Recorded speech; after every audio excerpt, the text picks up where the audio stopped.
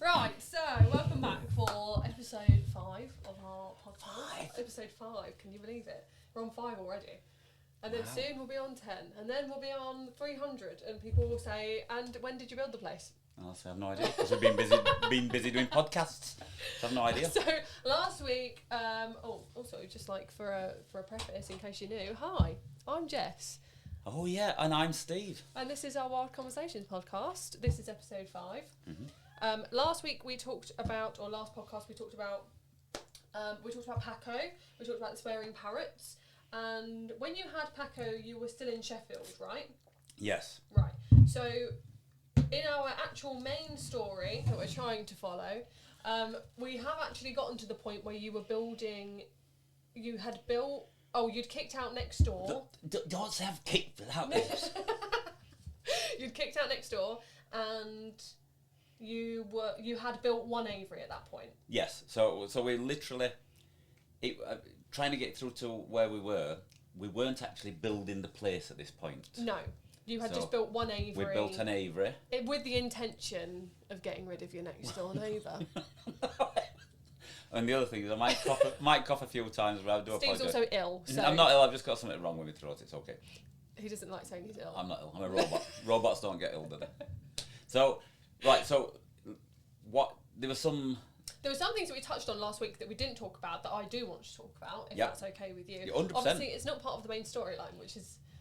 Well, listen, these guys are with us. We keep diverting quite a lot. So what I do want to talk about is you touched on talking somewhere about kidneys. Oh, I see. Right.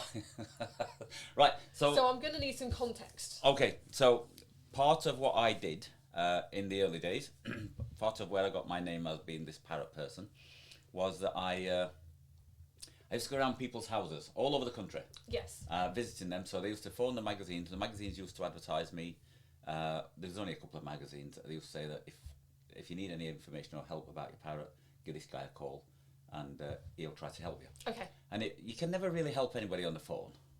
You know, because I don't know what the situation is. Yeah. You know, you're talking a parrot. Yeah. And people, I'm not saying they do it on purpose, but they don't tell you everything.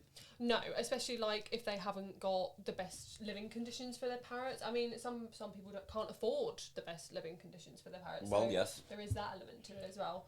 So I actually had the what I thought was, right, the best way of doing this is I'll go and see everybody. Yes. In person. Across the country. Because that's wise. Well, I hadn't visited every McDonald's. I weren't really bothered about parrots. Just you wanted to see every I McDonald's wanted to rate everyone. See, if they'd have had this kind of stuff around then, I'd have been the one going round. Yeah. I'd have been the one round rating everybody. Did you actually have a preferred McDonald's? Strangely enough, I had one that I really liked. Right. Why did you really like it? Was it because just it was always hot. Oh, okay. It was always hot, and as much as I loved McDonald's, there was nothing worse than cold fries. Yeah, no, I don't like cold fries. They weren't very nice. They're not for me. So anyway, what I used to do is I would literally go all over the country, and I'd never take a parrot with me when I was doing these because it's not right to take a parrot around to other people's houses. Right. Because of fear of infection and things like that. Yeah. I used to take the parrots with me when we did talks and displays and demonstrations and things like that. So that you had something to demonstrate with. Yes. And talk about. That's right. But you wouldn't take them when you went to other people's houses? No, I didn't think it was fair. I mean, it would have been brilliant, but there's always a fear of...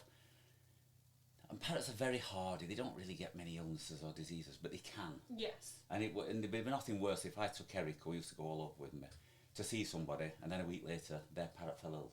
Yeah. The guarantee is that they would blame me. So, as much as Eric... I don't think... when you was young, if your dad was going out, did you...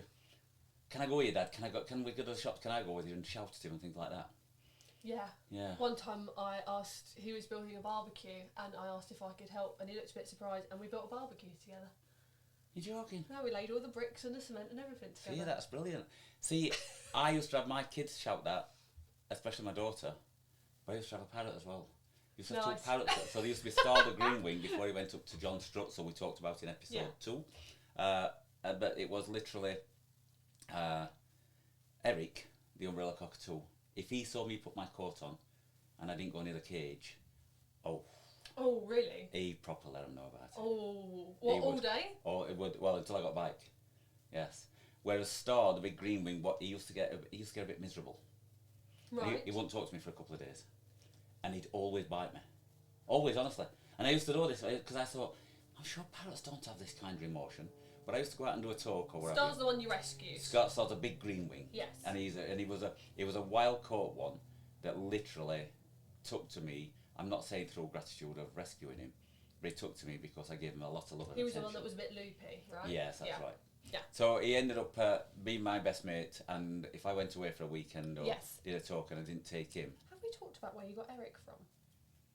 Well, Eric was really, we did mention it. It came from when he was younger down at Tropical Birdland. We have mentioned that, yes, in one of the... You'll have to go on to the back ones to hear. Yeah, because... Why do I not remember this? It's called age. You're starting to get there. I'm starting to lose it. So what I used to do is, I used to go on my own. Right. I used to go around to people's houses once or twice a week. It didn't make no difference where they lived. I would travel and go and see them. And they gave me all sorts of problems. Okay. So when I think of some of the problems that they had, some of them have been funny, some have been really sad.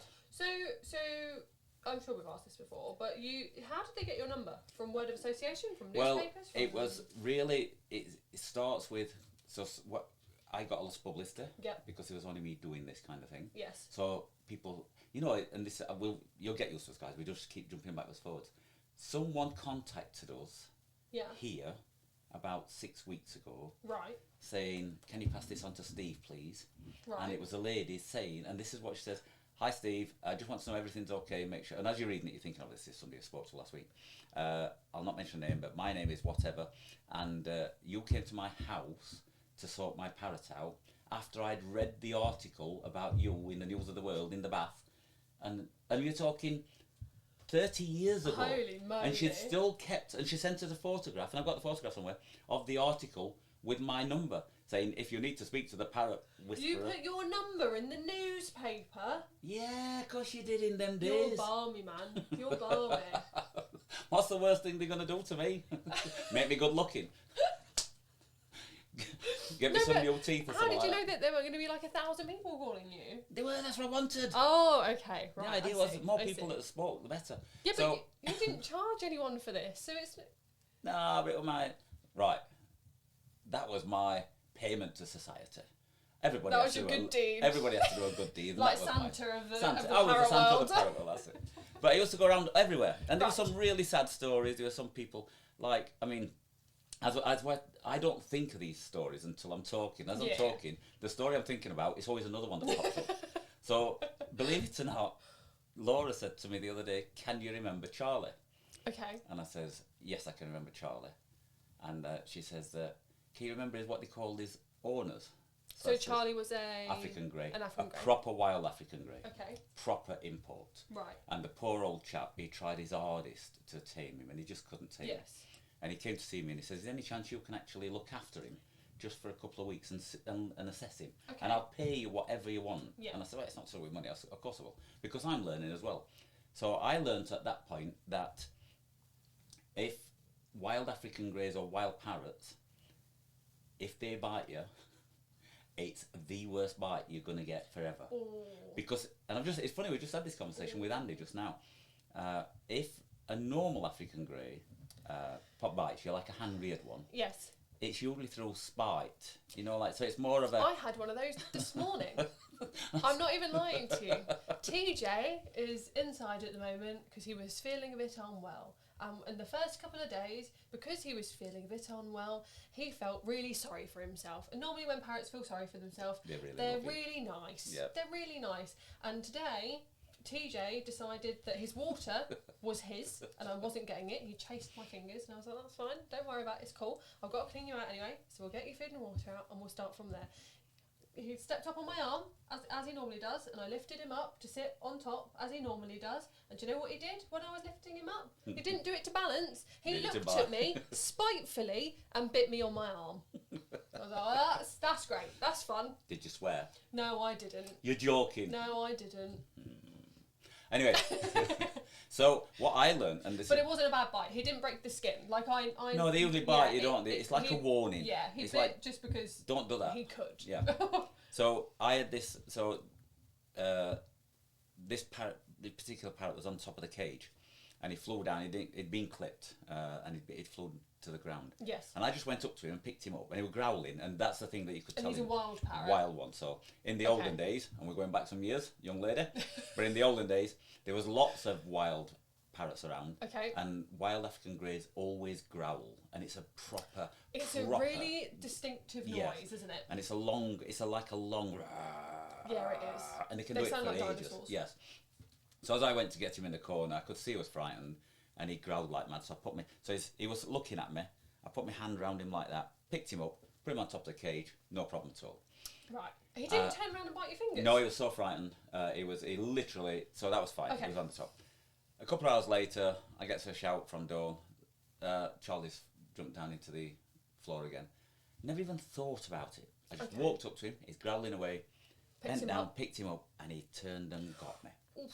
Now, I learned on that day that a frightened parrot's bite is a lot worse than a parrot bite. Yeah. And it started to go into my stories when I was talking to people right, please don't get bit by a bird that's frightened, because it was horrendous. He meant it. He was so frightened, he meant it. Anyway, it was a lovely bird. The problem is they don't let go as well. No, you've got to. It's a lot. And if you've got both hands, how do I get off him? I know. And all you get is... Because there's no way of getting off. No, I had it once. Because if you let them go, they just hang. Literally, they do. They actually do. I had it once in one of the aviaries, where one of the keepers had called me over to check on a bird who looked unwell, and I went over to check on him, and I thought, oh, he's looking a bit sorry for himself. There's no way he's going to turn around and bite me. And he turned around so fast, bit the tip of my finger so hard, I lifted my hand away, and he came with it. So I had to get my other hand to get round him. He bit that finger. I had 2 plasters on my fingers for 2 weeks. Right, so I'm going to go on to you. Every time you talk about something, it reminds me of something. So we all have radios around here, because there's a lot of us, so we have to have a radio. And people seem to know each other's calls. You know, when you're talking, they'll know if they're having a laugh or if they're messing about or something like that. Most of the time. And we used to have a big cockatoo, not Benji. I think they call it, I think it was Molly, but it was a medium sulphur crested cockatoo, but a big one. And he used to love laying on the floor. Oh, I know who you're talking about. And he used to love laying on the floor. He was always on the floor. And I was in the diner one day, and somebody came into the diner and he says, I think there's something wrong with one of your parrots. And I says, no. I says, which one is it? It's a white one. And it's up in the corner enclosure. Gobby, that's it. That was it. And he says, is up in the top corner. I says, no, honestly, he's fine. He says, no. He really is ill. And I thought, well, I've got to go. Yeah. So I goes up there, and I've got to go right to the top of the park. He used to dig underneath the log that was stood up. Yep. And just used to disappear. Just lay there. And so I went up there, and he's underneath the log, just laid there. Actually laid flat out. So I said to the chap, I said, no, he's fine, he's on till he says, are you sure? Because he don't look very well. And he weren't really bad. He was an older bird. He was an older bird. Yeah. So I went in and I knelt down and I went to stroke his head, which I did. Stroked his head, no problem. And then lost concentration for less than 3 seconds and turned round to the chap and said, yeah, he's fine. And at that point, I'm not kidding, it jumped into my finger and I felt it. Oh, you know when you bite a mushroom and it pops? Oh, I felt... That's not a nice sensation. I felt that. And I got on the radio and I said, I've got to come down to the diner. Has anybody got some plasters? Quick. And this is gospel. From the top of the park down to the diner was a red line. I actually thought he'd bit the end of my finger off. And when I looked at it, it wasn't nice, but the feeling was phenomenal.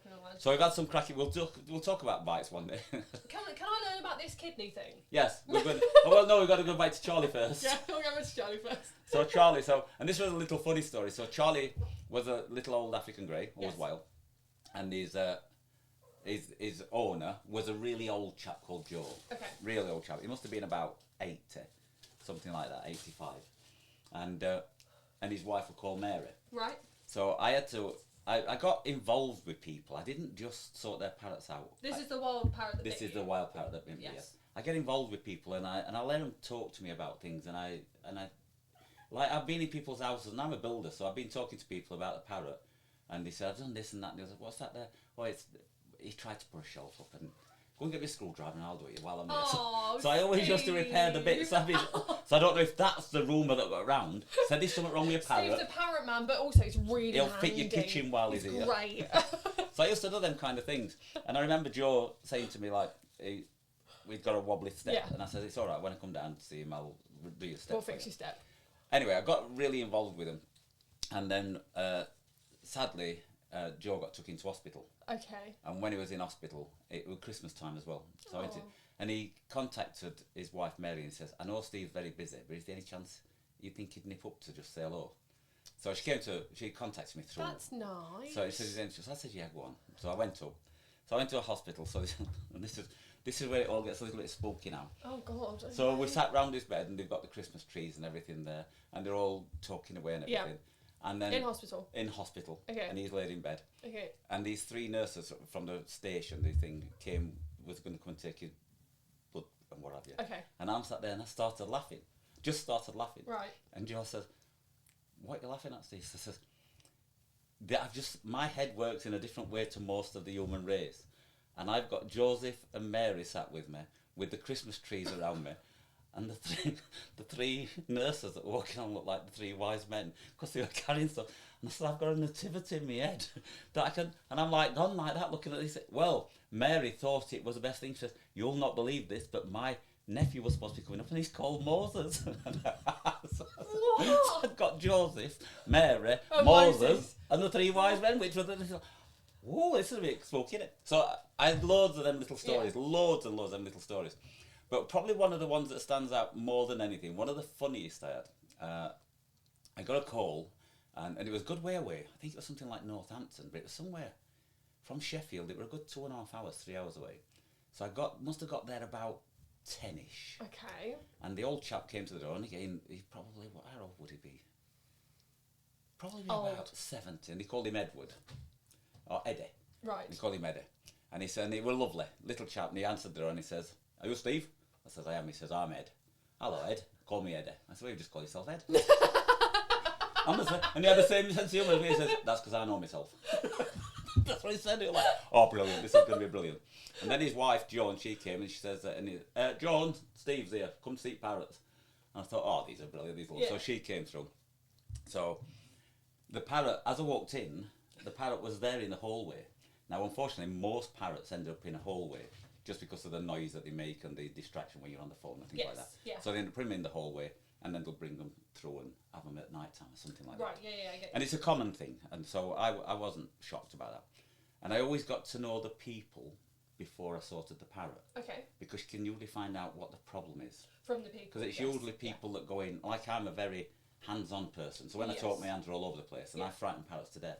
But within a very quick time, they think, oh, it's all right, it's just balmy, his hands are all over. And they become used to it. Yeah. So I'm sat down talking to him, and he was actually talking away, and we were just talking, and I'm trying to get a general feeling.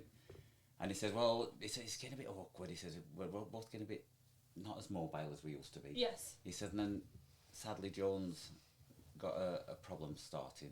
Oh. So I said, right, okay. So he says that he said, I think she's got the start of Alzheimer's.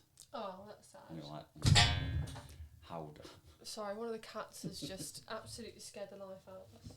I don't know what they're Well, doing. I didn't know, and I still don't know a lot about Alzheimer's, but I knew there was obviously I problems. don't know. And I thought, oh, this is. I know it weren't nice. Yeah. And I know it still isn't nice. So I said, oh, that's not very good at all. So I said, does it affect you? So he said, not really. He said, but watch what happens. And as we're talking away, literally, would you guys like a drink? Yep, no problem at all. That's fine. I had a cup of tea. It weren't the best cup of tea. She was lovely. Couldn't make a cup of tea though. And I'm a builder. I'm used to gravy. I'm used to things that take a couple of minutes to settle. Yeah. But this wasn't the best cup of tea. It was so weak. I didn't know if it were hair on top of the tea or a crack in the bottom of the cup. Oh. I could see all the way through it. So, but anyway, as it happened, so she brought us a drink and we're talking away, and I'm trying to find out why the parrot was biting him, and it was flying down and biting him. Right. So there seemed to be an issue somewhere. Well, like actively seeking them out? Yes, it was like literally, but only when he wore certain clothes. So, I know, but he had this, and what it was is, I mean, going back to right at the beginning, what I found out was, he used to, when he had the parrot for years, when it was young, it used to like nuzzle on his cardigans. Yeah. And it was as though it felt like he'd stole his cardigans off him, and whenever he wore one of these big Aran cardigans, it used to dive down and bite his arm. But he couldn't work this out. Not my cardigan. He couldn't work this out, so it's only when we were talking to him that we realised. Oh, bless. So as we're talking... Did you give the parrot a cardigan in the end? Well, I didn't, but I gave him a solution. I'll tell you the solution at the end. Okay. So as we're talking, we're there for about 25, 30 minutes, something like that. Joan comes walking past through and she says, there you go, Ed. And she gave him a drink, and he looked at me and he went, that's one of the problems. So I says, what's that? So she says, that's all I get all day. While everyone's sat doing anything, she just brings me drinks all day. So I said, that's a shame. So being an old man, pours it in the cactus at the side of him, and then just puts it there. Right. So obviously we've got a little bit so of... he's not communicated with her that she doesn't need to bring yeah, a drink? constantly. Yeah, he kept saying to her, why have you brought me a drink? Right, okay. Because she got Alzheimer's or because what was going off. Yeah. So that was that. That was no problem. And we were talking away. So and I'm trying to find out why the parrot's attacking him. So she actually has got Alzheimer's at this point? At this point, she's got Alzheimer's. Right. Okay. So we sort that out, and I'm talking away, and we probably had about an hour, something like that. Yeah. No problem at all. And I said, like, where's the parrot been? Why do you bring it in the living room? He says, right, I've got a stand. We've got a stand in the kitchen that I bring through. We watch the TV at night time, sit him on the stand. So I said, right, where's the stand? So he says, it's in the kitchen. Okay. So I'll go and get it. So I goes and gets the stand. Well, Gus gets the stand. Joan's in there, and she's just making a drink of tea. So I say, all right, Joan? She says, I'm all right. She says, how's Ed? I says, fine. She says, are you all right? I'm fine. How's the parrot? The parrot's all right. Do you know where it is? Think I've got an inkling what it is?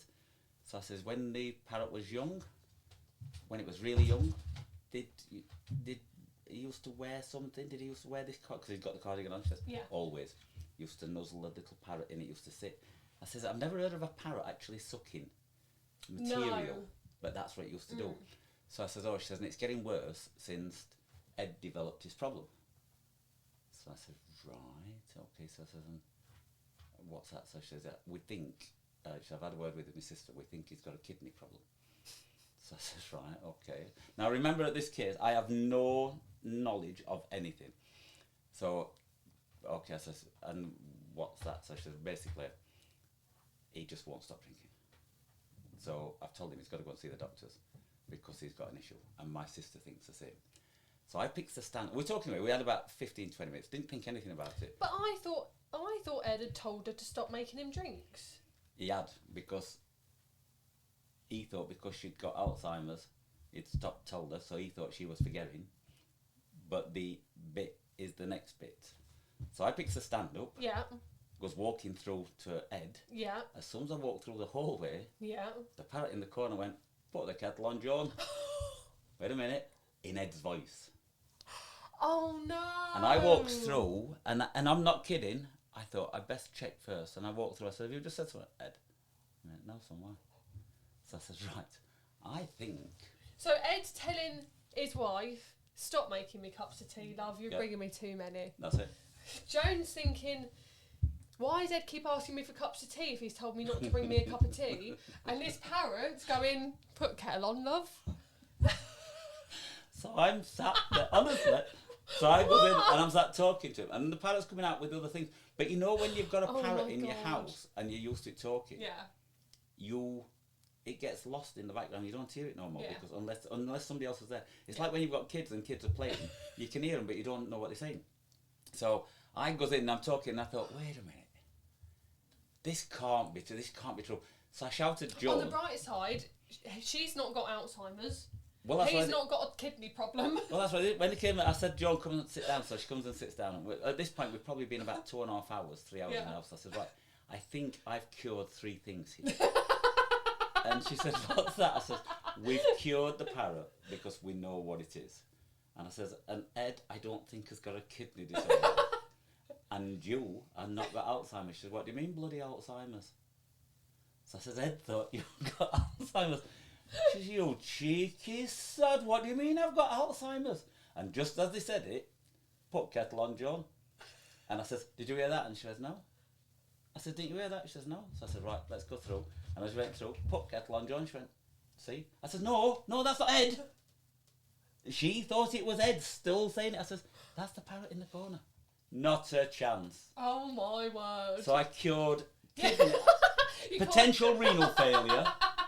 Alzheimer's, and a problem parrot, all in one go. How good is that? Did you wear a lab coat afterwards and call yourself Dr. Steve? Well, no. No. So I mean, but that's what. They're the kind of things that you actually get. They were the funny things. I've also had funny things where they've not been anything to do with that. And if we jump back onto where we are here. Okay. So we've in our story we've moved here. We've built an aviary. Yes. We haven't done anything else. I like how you say in our story as if it's not been your life. Well, still. In our story today, children. But it's a strange thing in my life. Well. So at the next stage, so we was here and we just got like all this land and a little aviary. Yes. And we sit on lawnmower. Yes, you know, sit on lawnmower. The reason I bought the house. Because it's got 300 quid, sits on lawnmower, which yes, baby. So we'd got that there. And the guys used to come and help me build on a weekend from Manchester and wherever. No problem at all. We were getting ready to start. Like, we needed aviaries. Because what we'd got is, part of the house was a big garage. Yes. So what I'd done is, I'd accumulated quite a number of parrots over the years. Yeah. Before I moved here. And I'd got a chap in Chesterfield looking after some for me. I'd got Richard Hopper at Tropical Birdland. Yes. Looking after quite a load for me. And so when they all turned around and said, right, we've got your parrots now, you can have them back. I hadn't actually got anywhere for them. So I had to build aviaries. So what we've got now as our bird room was my original double garage. Yeah. So I used to have aviaries coming off it from all angles and inside cages. And one day I went in and it was full. It was proper full. There was all the tools. Yeah. My prize sits on lawnmower in the middle, and then parrots all around. Right. And remember, I'm not used to the countryside. No. I'm not used to the countryside. And one day I came in and there was this is I don't know where this story's coming from. This is just a really lovely thing that happened. I was walking in and the parrots were going by me. They were screaming like mad. Oh, right. And I'm like looking and thinking, what's going off here? Yeah, what's happening? Can they see something? And there was a big window at the end. Right. Couldn't see anything through there. And I turned around and there was a chicken sat on my lawnmower. A chicken had walked down my drive and sat on the lawnmower. And the chicken was amazed with the parrots. It were like, what are these? They can fly! And the parrots were screaming at him and he's like, this is amazing. Anyway, he lived there. It just this big, like, he just came out of nowhere. Yeah, and it like just lived there. He used to be walking about the lads, and he'd just be walking about with us. And then he just left one day. What? Just didn't come back? He just did a runner. I don't know where he went, but he lived with us. Did you name him? Chicken. Oh, Chicken the Chicken. Where's Chicken? Really inventive. We had a parrot called Parrot for years. Oh yeah, true. So anyway, so we've got this place up. People started to get wind around here that there was an unusual person that's moved in. Yes. And people started to appear. Oh. Right, so I'm going to tell you just a couple of little strange stories. So one day I'm working on... So don't forget, in the midweek, I was doing business consultancy. Yep. And doing my own little bits of building. Yes. And obviously at the weekend we got the lads here. So one week I can remember this. I'm working. Still visiting sick children? But not as much now. So Pets at home though as well? Pets at home, I was doing them. Yes. But sick children, the idea was to get them to come here. Yeah, yeah. I did have another hospice contact me called the Butterfly Hospice, which was down in Boston. Yes. And they could hear knew what I was doing, so they came to see me. Oh. So I said, right, what we'll do then is we'll go with the children and with the adults, we'll do something that way. So that was okay. Yeah. So then one day I'm working away and as happy as Larry. I don't know. We talk about this all the time. But as happy as Larry. Larry must have been really happy. Yeah. So I was Larry and I was happy and working away, and I heard this and now. Soldier boy, I'll play it up. No. Right. So this would be like, this is one of the first, after a few weeks, I got used to the but the first one were like... Do you know what I'm talking about when I... No. Hang on. Hang on. Right, we've got to hold on a little minute because she's going to find something. I'll have a drink while we're doing it. I can't play a lot. No, because obviously we'll get stopped. We'll get... How do you spell... Yoo-hoo. No, I don't... It's... How do you spell it? Oh, there it is. You ready, guys? Oh, I see. Right, I know the song now. Yes. So I'm working away, and here's this yoo-hoo, and I turned around, and there's two ladies at the end of my drive, and they just literally stood on my garden. Oh right, I thought it was a parrot. No, 2 ladies stood on literally on the end of my drive. Okay. But they weren't on the road end. Right. They were on my garden end. And we haven't got a long drive, but you can tell the difference between this 150 foot, 200 foot. Yeah. So I said, can I help you? And she says, yes. She says, and now, honestly, what I tell you now is absolute true. It's going to sound silly, but it's absolute true. She says, you're the... I sound daft saying this now. You're the special chap with the feathers, aren't you? And I said, I've got a terrible sense of humour, so I controlled it. I said, feathers? What do you mean I'm the special chap with the feathers? Well, now I don't know what they call it. Not, when somebody, they don't preach something or they don't praise something, but they... Worship. We worship the energy in feathers. Oh, I see. So Okay. I said, right. That's what happens when a cat tries to jump on top of the lights and realises it's a triangle. And there's nothing to actually... So he's just learnt a valuable lesson in life. It's a geometry lesson. Don't try to jump on triangles because there's nothing to land on. Oh my god. And he's embarrassed in the corner somewhere now, thinking, I wish I'd gone to school on that day. Oh, Winnie. So these 2 ladies were out and they said, is there any chance? And honestly, is there any chance you would take us round your collection? Well, there are only a few scabby parrots here and a couple of aviaries. And if we could, is there any chance that we could have some feathers off you that we could bless while you're here? That's nice. No, you'll think it's nice. That's nice. But I'm on my own in the middle of the countryside. It's a little bit balmy. And so I said, well, what we used to do, and this is where it actually became quite unusual. Yes. What we used to do, do you know them polystyrene oases that you get? No. You know, if people, what did they use them for? Do you mean like for the flower? Yeah, that's it, for flowering. Right, so it's like yeah. just a polystyrene thing. Like so the wet things. that's it. Well, we used to put feathers in them. Oh. So I literally every Why time... don't we do that anymore? They look lovely as decorations. I don't know. No idea. Well, so we used to put flowers in. So every ladies. time we found a feather, we used to shove it in this thing. So Yes. I ended up with this huge, probably 300, 400 feathers in it. Yeah. Everything from green wings to mulligan cockatoos. Yeah. This huge, big circle of it. So as they're talking to me, these 2 ladies, and I'm walking around with them, and they're saying how special I am, and you know, like, it's so stupid. As they walk past, and I say, excuse me, and she goes, oh, he's touched me. Oh no. Oh no. So could you imagine it in today's society? You'd be like, whoa, what are you doing? That's a lot. So anyway, so I said, right, I had to be polite, and I said, do you want a drink? Yes. And they said it was really hot. I mean, to each their own. I'm sure they thought you were a lovely person. Well, they did until I actually thought to myself, I'll give them that oasis with the 300 or 400 feathers on. Oh, that's lovely, Steve. That's really nice. That's a lovely gesture. I bet you were like... I have never been kissed as much in my life. That's a lot. I don't... Yeah, Did you both ask to be kissed? Not at all. Not no. sure I love that idea. I'd actually got the oasis in my hand, and they were both hung round my neck. Oh. And I thought this is a really unusual way of worshipping. That's... And they were just... I don't know what it was, but they was doing it, and they was kissing my face and my neck. I mean, I'm sure they meant very well. Oh, they meant well. I don't think there was anything negative there. But there was one of probably, I was thinking 3 or 4 events that happened before we actually opened to the public, where people just spontaneously turned up on site. Just to see you.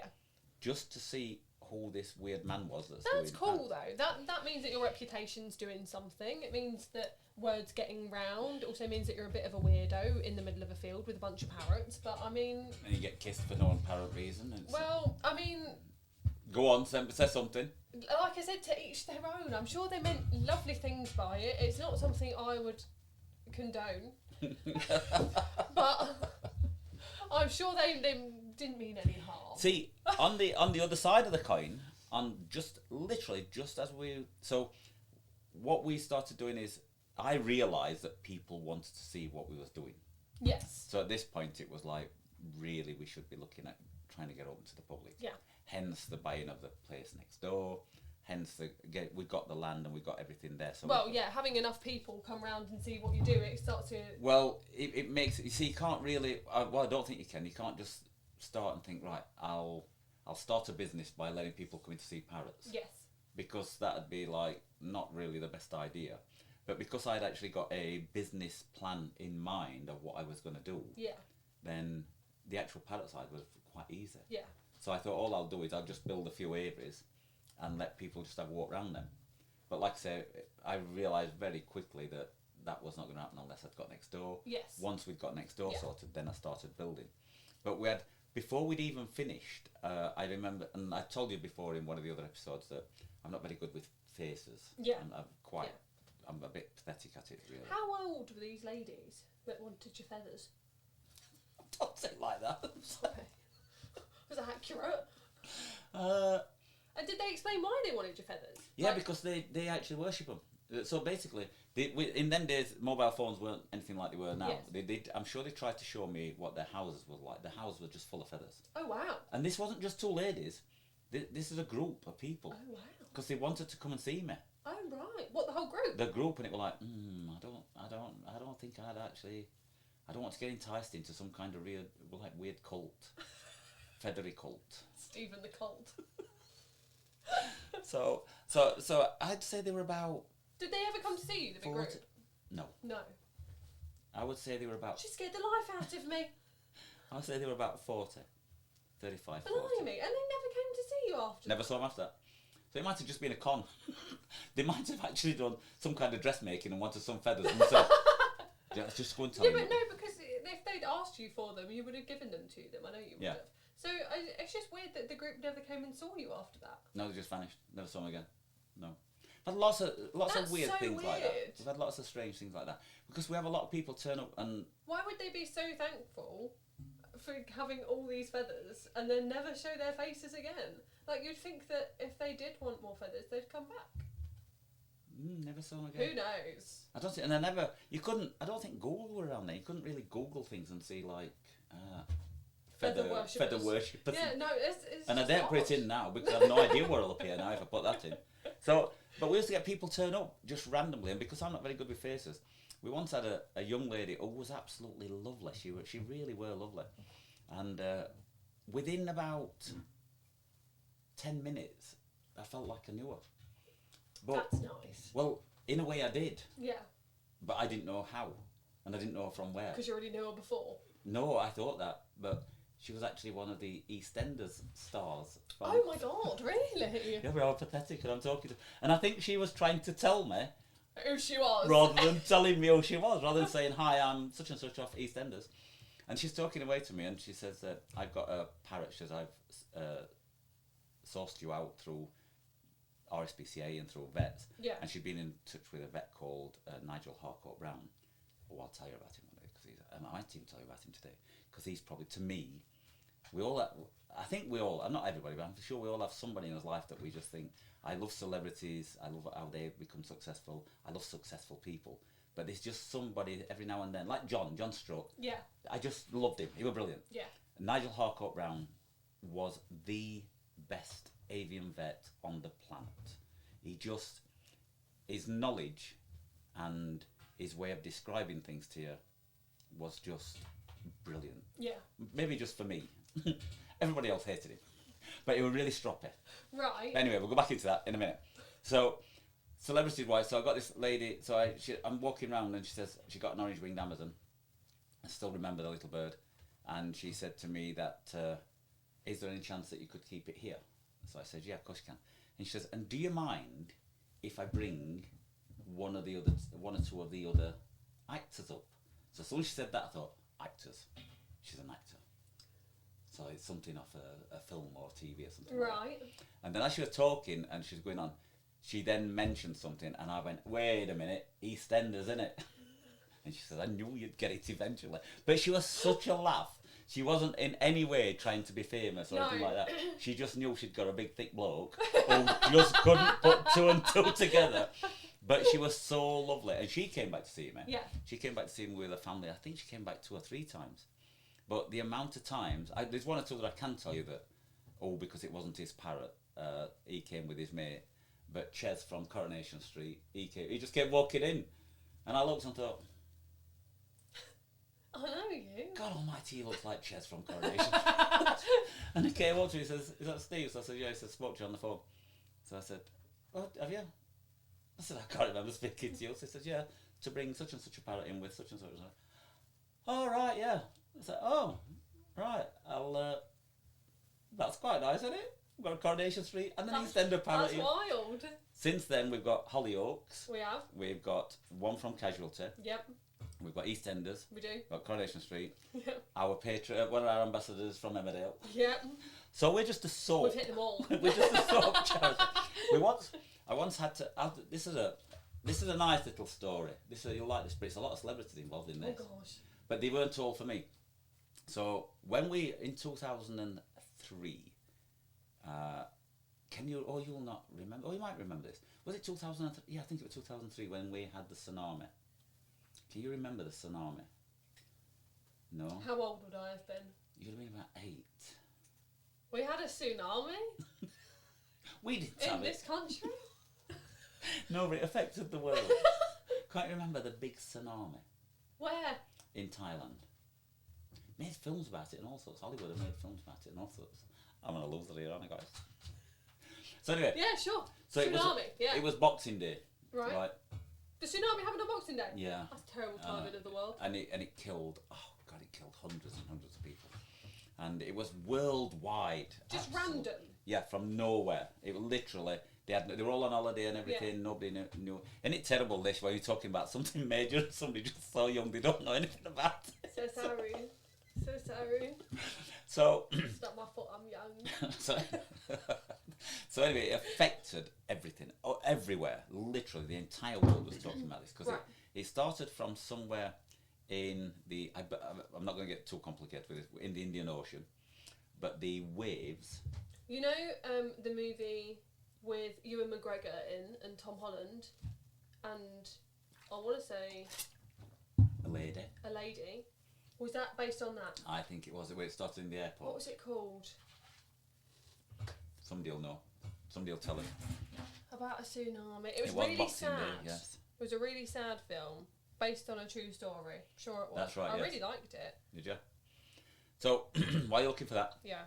So on Boxing Day, we got. The Impossible. That one. That's it. That's the one. Yes, I think that's it. Yes. Is it say based on? It doesn't say. It says one family's incredible true story. Yes, it is. I think one was a doctor or something like that. Yes. Right. Okay. Right. So I know what tsunami is. So you know what tsunami is, yes. So basically, it caught so many people out. Right. It really did. It was devastating, and it went all over the world. And I've got a mate who I'd forged a really good friend with. He was a lot younger than me. So he's about the same age as my son. So he was about 20 years younger than me. Unbelievably hard worker, cracking lad. And I can say his name because everybody knows him around here. Call him Will Roughton. And he's one of the proper nice kids. Yeah. He never wanted anything for himself. He always wanted to help people. Yeah. Always. Like no matter what he was. And I've done some things with him where we've had to pull a horse out of the dike and things like that. And me and him was being up to his neck in swamp trying to get a horse out that's trying to kill us. And that's another story for you one day. And we're only here on the front. And we had to pull this horse out. And it was just me and him. All the fire brigade turned up. They didn't even get wet. They stood there and we're like, I'm trying to roll the old horse's head up, keep it out of the water, while he's trying to undo the thing off it because he was in a pony and trap. He's trying to get the little saddle and everything took off it. Bolted up to his neck. And the fireman said, do you want a rope? This big burly fireman stood up there at the top and me and him like fighting this horse. And my fear of horses and its face is there. And I'm saying, you bite me when I'm trying to stop you from drowning, I'm telling you. And so, oh my god! So that was like, that's another story. Will. That's a good story. That's Will. And that's Will. And Will is like that. If I phoned Will now, and said, and he wasn't actually doing something really important, yeah. And I said, Will, I'm stuck. This has happened. I need a teleporter. He'll be here in 20 minutes. Yeah. And he'll drop everything, and everybody he's supposed to be working for will then phone me and say, have you seen him? Where is he? Oh, that might be my fault. So. He literally, it was on the news that night, and he contacted me and said, Steve, have you seen what's going off? So I said, God almighty, have I seen what's going off? It's balmy, innit? He says, with all the publicity you'll get, because we'd just been on I'll tell you what it was, when the avian flu came out. Right. Just round about that time, we'd been on telly and been covered all over TV with the breakfast show in the morning on ITV. Because we had a load of birds just dumped on the front, about 20 parrots just dumped at the gate. So we'd made big headlines, and there was television and all sorts here. And we always, in the early days, we always had a television company here. Oh, right. Always. There was always something, filming something, whether it was... And loads of people turning up to different films, because we was the first one in the country doing what we're doing. And he said, have you got any ideas what we can do to try to raise a few quid for these people? So I said, not really, no. So I said, what do you mean? I said, we can do things here and we can get some publicity. There was no such thing as Facebook or anything like that. So he said, can you use your contacts in publicity to see if... I said, yeah, of course I can. Anything at all. Leaves it at that, and about an hour later, he was with his missus, and he phoned back and says, fancy stripping off for a calendar? And I said, I do, yeah, but what I thought we were supposed to be doing something to raise money for the tsunami. So he says, what about doing one of them, a risky calendar? So I said, listen, I'll do anything. If it means raising money for them, I'll do anything. He says, do you think we could get 10 others? So I says, yeah, I think. That's so listen, confident. But listen to this. This is January the 20th. So Boxing Day is the 26th. Yes. December, sorry. Yes. It's 26th. This is the 27th, right, that we're talking. So we're talking on the 26th night. Yeah. And on the 27th, so I said to him, right, this is pressure for you now. So if we're going to do a risque calendar, we've got to get them done, photographed, produced, and created before the 1st of January. So we've got 4 days to do it. And he said, holy moly. Brilliant, let's go for it. And this is truly, so we set off, and this is, honestly, the story will be out there somewhere. If you actually look on anywhere on Google and look for something like the tsunami, a farmer and his friends, you'll find on the very first page is my bum. Maybe don't look And at guess what? And on the very last page is my bum. Oh my God. Because they put 2 Januaries in. They put 2 Januaries in for the next year, yeah, as well. So I'll tell you some of the bits about it. So I said to him, right, we literally worked 24 hours. So we got everything set up, and we got a couple of people that used to come in. I'm trying to think of that. Neil and somebody, his wife, that used to come in and take professional photographs. Okay. And I phoned him and said, Neil, I know we're not really friends, and you only take photos of the parrots here, but your big cameras and everything, you're very good at it. You don't fancy taking a photo of 12 naked blokes, do you? And he went, not really, no. I says, but it's for the tsunami. He said, I'll be there when you want me there. I said, there's another side to this. So he said, what's that? I said, we haven't asked them yet. So I said, you might be coming all the way from Manchester, and they might say no. So he says, okay, no problem. Now I'm going to tell you one little thing here as we go on to it that you'll have to ask me in the future for me to tell you the story. I thought straight away as we started, because he said, right, Steve, you'll have to do the first one. Okay. So that we can show them that we've done one. Yes. So I said, all right. And at the point, just for a tiny amount of time, I thought, right, we played a joke on one of my friends about 3 months ago. Oh no. Is this his way of getting me back? That I'm going to be stood at the park entrance, stripped off, and minus Some one. really elaborate prank. And he just turns up and says, got you back, mate. If you want to know about the story, ask me in the future and I'll tell you. So anyway, so I literally, so I said, right. And he says, where are we going to start? I said, we'll start here. So he says, what are we going to do? I said, I don't know. I said, what do we want? We're just going to take us backs and us bums and us legs, aren't we? So he says, yeah, that's okay. So this would be well before Laura was here. This is grim. So there was a big family. Really there was a family that lived next door at this point. Because I used to rent it out as a B&B. And so I'm actually... Great, just what they wanted for Christmas. Yeah, so... Strip lamb, so I said to Neil, I says, where do you want me? So he said, well, basically we need to show where you're from and show you. So the big sign there on the main road, if you just strip off, stand there. And it's cold. Yeah, I can imagine it's cold. It is. So believe me, we're not that brave because it's cold. We're definitely not an ego thing here. So I said right, okay, strips off, puts a towel around me, looks up. The entire lot of neighbours are all looking through the bedroom window this is our landlord who's got no clothes on our drive. What's happening? I said, we did tell them, didn't we? Obviously we didn't, we forgot about that. So anyway, takes a photograph. So I said, so Will starts laughing, we take a photograph, and I'm thinking, oh my God, just get this out of the way. From there, this is where we went. We went from here to the village shop, and I said to Tim, who was just getting the papers out, Tim, we're doing a calendar. So he said, yep, okay, no problem. Do you fancy being in it? So he says, yeah, if you want. What do you want me to do? Just get undressed and start putting the papers out, will you? Yep, no problem. Right. These are all like older men at the moment, right? Right. So then I said, right, who's next? So Will said, let's go to Paul at the Barley Mow, the local restaurant. So we goes into the village and knocks on the door, and Paul came to open it up, and I says, Paul, what you doing? So he says, I'm just getting the food ready for this afternoon. Why? So there you are, look, that's me on the front page. That's me there. That's my bum. I'm assuming they've kept it blurred for a reason. I don't know either. Should we keep it blurred? Yeah, can or... Oh, things to do in Frisco. Strip and walk down the road. In 2005 it says. Yeah, well 1st of January, because it started in 2004, yeah. So how did you get all the so people? So we went round everybody. So the people went round, people I can remember, we went to the local sprayer, Matt, who was ready to go out on the fields and do some sprays. So I says, before you get your tractor, can you strip off and take a photo? He said, yeah, no problem. And then we went up to the two local lads up at the Corton Millers. Now they were like two little models. They were proper, you know, like they loved it because they knew they were going to get all the attention. All these burly blokes and these two little models that look like Harry. Look, well, that's it. That's one of them. I think is that Tom. Oh no, that's one of the guys. So there's a few of us. You'll see it. Hang on, I'm gonna get this one up. And that's probably the one to show. That's us all there, yeah. I'll see if I can put that one on Twitch. Okay, so we literally, so we went round everywhere. Don't worry, there's nothing. There's nothing that you're gonna see on Twitch. It is blurred. Believe me, I don't need my eyeball scarring that way today. I'm really cool. So we went to literally. We said let's get 12 or 13 to make sure they're all right, and we went to Corton Millers, which was near the last one, which is the local performance centre for cars. These two young mechanics, and they said, "Yep, no problem. We will do ours." So they both stripped off, and then we were missing one. We hadn't got one, so I said, "Oh, we need that last one. Where we're going to get it from?"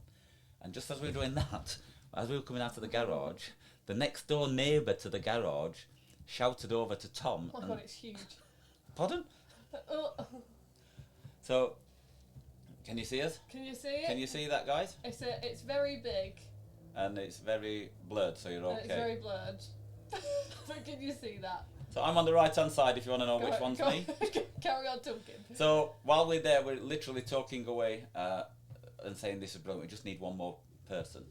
And the chap from next door to the garage shouted over saying, is there any chance you can actually have a look? I know it's Christmas time. Is there any chance you can have a look at the engine on my car? Right. And I said, yeah, if you'll get undressed and let's take a photo of you. Oh my God. And he said, yeah, no problem, that's okay. Why did everyone just say yes? Because it was for a good cause. It was a really good cause. Yeah. So we stripped off, got all the photos done, and then bless him, Neil took all the photos. Oh. Shot off to Manchester. Yeah. And started getting them all printed, and like we contacted a few printing companies to see if they'd help us, and bless them, they all said yes. And then I got a friend called Stuart Bateman from Bateman's Breweries, and I phoned him and I turned around and said, right, Stuart, I know it's Christmas and I know you're really busy, pal, because this is your busy time of year. Any chance that we can get some of these calendars in your pubs? Right. And he said, not a problem. He said, I'll buy the first 5,000 off you anyway. Oh. So that was that done. That was brilliant. So then we get to the real story. So we've got it all done. Right. The calendar's done. Yeah. We're all over the news. Yeah. Well, this is not the real story. There's a little bit to it. Okay. I then have to go to the bank. Okay. Okay. And it's January the 3rd. We've got his calendars going out. We're doing well. I drives into the town centre, into Skegness to go to the bank. Pulls up outside Argus on Lumley Road. Yeah. And looks across the road, and across there is one of the charities, Oxfam. Yeah. Who's got a 6'8" poster of me in the window. Oh my God. And I looked and Nude? thought, yeah, nude. That one there if you go to January, it's a different one. You're not going to January. Oh my God. So I thought, oh, right. Oh, I didn't expect that. I wasn't expecting. Walked into the bank, all over the windows was me. And then I realised I was literally all through Skegness. Oh my God. Literally, I was all the way through Skegness. So then I got a telephone call from a young lady, and she said, can I speak to Steve? So I said, speaking. So she says, are you the one that's Mr. January? Right. I said, I am. And I've had a lot of these. Mr. January. Yeah, that's right, Mr. January. And I've had a lot of these phone calls. So is it a news thing? She says, no, my name is whatever. And I'm I'm one of the managers for an event that's going off this evening in Manchester. Right. So I says, what's that? So she says, basically, it's at Manchester United football ground, or just outside Manchester United football ground, and we're holding a big event there, and about the tsunami to try to raise money, and you've been invited to come down if you and Will would like to come down to it. That's really lovely. And so when's that? So she says, this evening. So says, right, so this is at 11:30, 12 o'clock, and we've got to get to Manchester and be part of this Holy moly. thing. She says, can you bring a few hundred calendars? So I said, yep, no problem. So I said to Will, right, what's the chances that me and you can get to Manchester by 5:30, 6 o'clock?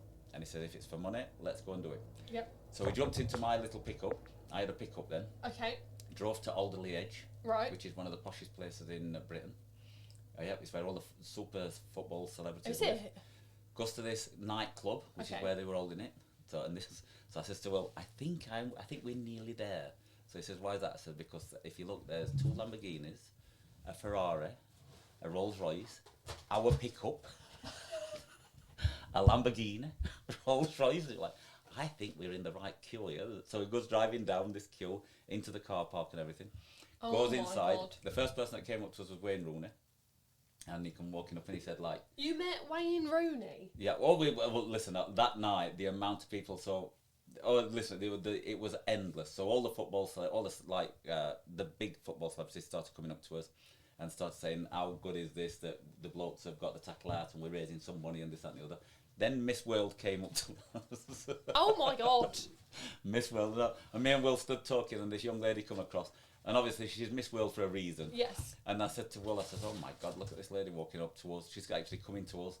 And she came and said, you were the guys that did the calendar? I said, yeah. She said, can I have a photo took with us? I said, you can have whatever you want. So we did, and then literally it was all night, and there was a couple of there were celebrities from everything, from Easter, from all over. It was all wall-to-wall celebrities, all night. To the point where we didn't know half of the people, because when you meet them in person, they don't look off. Like, let's get rid of that, shall we? So there's a chap called Rio Ferdinand, who's a very famous footballer. Yeah. Well, he came up to us. Well, I always thought he were a big giant. Right. And he came up to us and they were like, oh, not as big as he not as big as he looks on television, is. But we actually, so we spent all night there and we raised a good few thousand quid. We sold all the calendars, they all went. So that was great. That's great. So then a few days later, we had a few parties and things like that, and we'd raised a good amount of money. I think we'd raised about 30,000 quid in 3 days, something like that. So I contacted Oxfam, and it wasn't Oxfam then, they had a disaster, some DEAC or something like that, which was the disaster fund, something like that. So I contacted them and said, right, I'm actually we've done a bit of a fundraiser, and I've got 30,000 pound here that I'd like to donate towards the. Is that how much you raised in the end? Yeah, about 30,000. About £30,000 in 4 calendars? days, in 4 or 5 days, in calendars, yes. So I said, we've raised this money, and we'd like to donate it to the thing. You don't think that would? No, that would work again. Not today. £30,000 sounds great. It would, yes. So and this is what they said to me. They said, sorry, we can't take it. And I said, what do you mean they can't take it? She said, we're not allowed to take any more donations because the charities have a legal amount that they can take. Oh, I didn't know that. Yeah, so you can only raise so much before you have to spend some before you can actually get some more. Oh, I see what you mean. So they had too much in the bank. They actually got too much. I said, oh, right. So I said, you'd think that they would just open it for that kind of thing. Open it for that, because you never ever have enough money for disaster relief. No. Ever. So I don't think it might be different now, but then literally. So I said, right, okay. So what do we do on that? So she says, you can find a local appeal. Yeah. And I said, well, we're a local appeal. She says, yeah, but find somebody local. Yeah. Just by chance, I actually put the phone down. I was watching TV, which was GMTV then, I think they called it. Yeah, Good Morning I remember Television. GMTV. And they was on there, and they were saying that there was a chap on there, and he was saying that, and if I remember the story rightly, and forgive me if it's slightly wrong, but him and his wife had gone. They was at in Thailand, and they were pulled up at the side of the shops just in front of the beach. She went in to get some batteries or something for a camera. Yeah. The tsunami came and washed his car away, but killed his wife in the thing. Oh, that's horrible. So I phoned GMTV up and said, I've got 20 odd grand here that you can have. Give it to that chap. And so they said, brilliant. So we sent it all over to them. We literally gave it to all them. And then for years afterwards, wherever I went, and same with Will and everybody else, everybody said like, didn't recognise Mr. January's in. Didn't recognise you with your clothes on and all that lot. But it went on forever until one day, well, I mean, and in a strange way, when we've been cleaning out around the park, you find the odd copy of the calendar. You do. And then it scars you again. So that, so it's not all parrots. No. So no. It's a I can't believe that. If you say between essentially you and Will and all the guys that contributed to the calendar, you raised 30 grand and essentially built an orphanage. Well, we didn't build it. We just we gave them money towards them. Yeah, it was just a really lovely thing to do, and it was something that, and everybody worked together. But to be fair, you have got to give yourself credit to the fact that if you had not been so active in the press, if you had not been so active in the public eye, you wouldn't have got anywhere near that amount of coverage for it. You wouldn't have gotten that much money. No, and it was like, you know, when you get your head down to something, and Will's are very similar to me. He's very like once you got something in your head, you need to go for it. Yeah. And he's done really well for himself because he's done the same with his business. But we just literally, all the guys, it were amazing. Not one person said no. Yeah. And we were saying to them, it's middle of the winter. Can you just get undressed and let's take a photo? And they said, yeah, no problem. And I'm trying to think. There was loads of us. Obviously, 12 or 13 of us that did it with the extra ones. But the speed, every single person we talked to, Stuart Bateman from Bateman's Breweries, instantly. Not even a thought. Yep, I'll put in all of. In fact, I'll buy a load off you. Yeah. And they were like, oh my God, that's brilliant. That is. And it made you realise that you can see when these people are doing fundraising, the buzz that they get. Yes. Because today, fundraising is unbelievably hard. Yeah. It really is because... Yeah. And I'm not saying they were more wealthy in them days, but people... Today's cost of living is hard. And there's also... there's a lot more knowledge about how many charities there are out there. So the money's spread really thin. Yeah. So, and we found... I thought... So when that QC many years ago said to me, you ought to start a charity because you'll get help. I just thought they'd give you money. I was so naive, and it's impossible. Yeah. Without some of our amazing supporters and followers that genuinely actually help us and they send things to us, our charity, we won't be able to operate because it's like you don't realise how difficult it is. So, but when you needed, and everybody were needed, and the world was needed, and when you watch that film's a very, very good reflection of what it was. Yes. But in them days, there was like, again, you're talking a long time ago, you're talking 20 odd years ago, technology was different. Yeah. Like today with Facebook and everything, you could instantly see the problems and sort it. Yes. We could only see what the newspapers were, and they had to be so careful what they showed on the TV and everything because of, it was horrendous. Yeah. And they were trying to show you bits of water and everything, but they had to have it verified so many times because there was thousands of bodies. People got killed. Yeah. So it was a really good thing to do, and it gave you that confidence of thinking, like, we know we can move forward with this lot, and we genuinely have, and all of them, still, I don't see all the guys now, no, but all of them have played a part, and all of them did unbelievably well, but it was really just down to Will and his big mouth saying, do you fancy getting stripped off for a calendar? And on that... on that lovely note, I'm going to... make sure there's no calendars around because all the staff will be running around now looking. No, they won't. They won't. They actually won't. There's no fear of that. Leave them where they are. Don't get them out. It's one of the strange things is we have a lot of volunteers and we don't know where they are because obviously they've been thrown away all the time. Yeah. We have a lot of volunteers and you'll walk into the mess room and you just know that they're all giggling. And they always skip January now. Yeah, as they should. And they go through to April, May to Ben. As they should. Disgusting. Not discussing this no more. We're bringing this one to an end. I don't know what we're going to call it, but thank you very much for watching from me. Thank you very much for watching. Obviously, if you are a subscriber, you're seeing it live right now on Twitch, Facebook and TikTok. If you are not a subscriber, you'll be seeing this on Monday. Yep. When we post it on YouTube and... Well, what we'll probably have is one of the chaps on here, who's been brilliant, Don, as our advisors with the podcast and everything. Yes. So what you'll see is going to start... So you're going to get some clips on Facebook to show you the funny bits where I fall off the chair and... I laugh. Jess gets attacked by a cat. There'll be... Did you not feel well, that don't work, does it? Cool. That were a bum deal.